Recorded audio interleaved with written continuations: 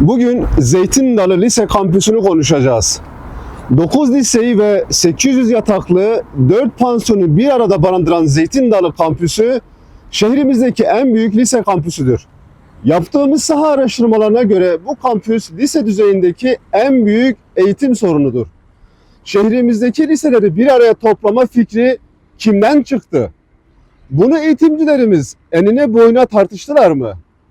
Yaklaşık 5000 öğrencinin bir arada olması sebebiyle oluşan çevre kirliliği, trafik yoğunluğu, beslenme alanlarının yetersizliği, güvenlik zafiyeti ve eğitim kalitesinin düşmesi gibi sorunlar oluşmaktadır. Belediyenin yetersiz hizmeti yüzünden göze batan büyük bir çevre kirliliği söz konusudur.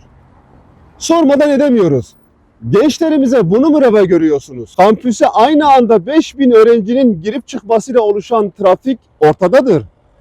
Bir de buna yakında kampüsün hemen yanı başında şehir hastanesinin trafiği de eklenecek. Kampüsün çevresinde öğrencilerin yemek yiyebileceği bir lokanta yok.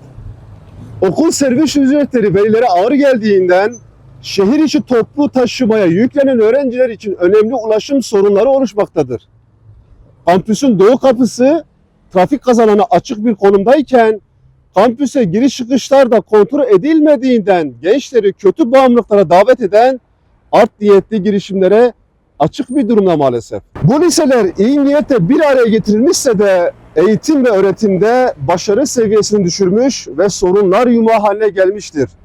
Bu konudaki önerimiz kampüs dağıtılarak şehir hastanesinin ihtiyaçlarına binaen misafirhane, doktor lojmanı ve benzeri hizmet alanlarına dönüştürülmelidir.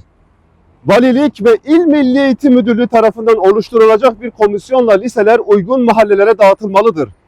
En azından kampüs dağıtılana kadar kampüsün doğu kapısına kavşak yapılmalı ve belediye kampüsün çevresini düzenli olarak temizlemelidir. İmar planına uygun hareket edilmeli ve her mahallede yeteri kadar eğitim kurumu olacak şekilde revize edilmelidir. Kitlesel başarı için kitlesel ayrışmaya ihtiyaç vardır.